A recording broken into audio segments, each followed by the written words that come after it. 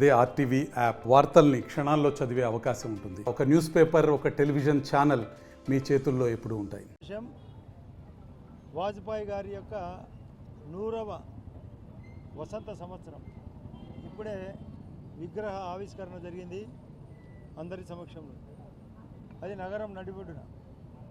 కారణం ఆయన యొక్క ఆలోచన విధానం అందరికీ తెలియాలనే ఉద్దేశం. ట్రాన్స్పోర్టే కాకుండా కమ్యూనికేషన్ కూడా ఆయన యొక్క ఆలోచన.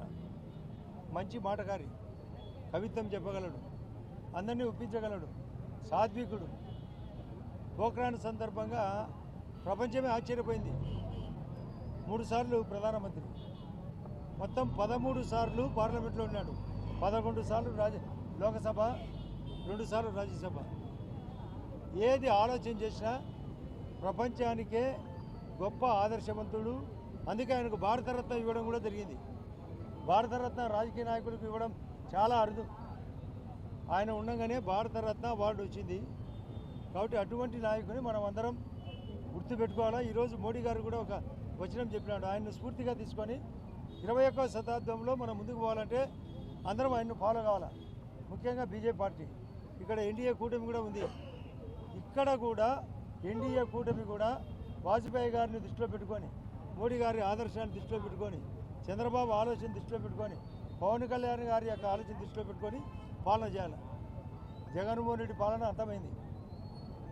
ఏదో మళ్ళీ ఈరోజు స్టేట్మెంట్ కూడా చూసిన ఆయన, మళ్ళీ నేను వస్తా అని ఆయన చెప్తానే ఉంటాడు, జనవరిలో వస్తానని. నేను మొన్న మీటింగ్లో చెప్పాను. వాజ్పేయి గారిని ఆదర్శంగా తీసుకోవాలా, జగన్మోహన్ రెడ్డి గారిని కాదు ఆదర్శంగా తీసుకోవాల్సింది.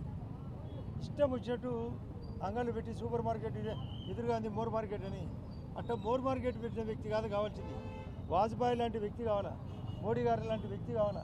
ఈ దేశం బాగుపడాలా, ఉద్యోగ ఉపాధి కల్పన జరగాల, కొత్త కొత్త ఆలోచన రావాలా. ఆయన యొక్క ఐడియాస్ ఎలా ఉండేటి అంటే పార్లమెంటే దద్దరిల్లేది. ప్రతిపక్ష నాయకునిగా ఆయన అంటే భయపడేవాళ్ళు.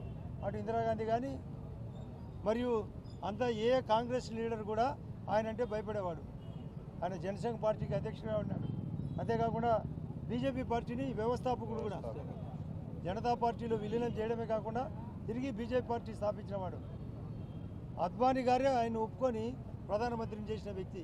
కాబట్టి అటువంటి గొప్ప ఆలోచనలు మాకందరికీ రావాలని కోరుకుంటున్నాం.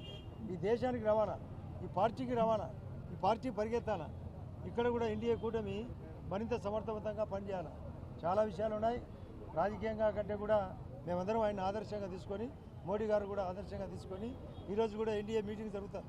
ఆ మీటింగ్లో కూడా వాజ్పేయి గారిని స్మరించుకుంటూ ముందుకు ఎలా పరిగెత్తాలనే ఆదర్శంగా, ఏ విధంగా మన బడ్జెట్ ఏ విధంగా ఉండాలా, జమిలీ ఎలక్షన్లు అయితే ఎలా చేయాలా, ఈ దేశాన్ని ఎలా బాగు చేయాలనే ఉద్దేశంతో జరగబోయే మీటింగ్ కూడా ఆహ్లాదకరంగా వాజ్పేయి గారిని స్మరించుకునేటట్టుగా జరగాలని కోరుకుంటున్నాను.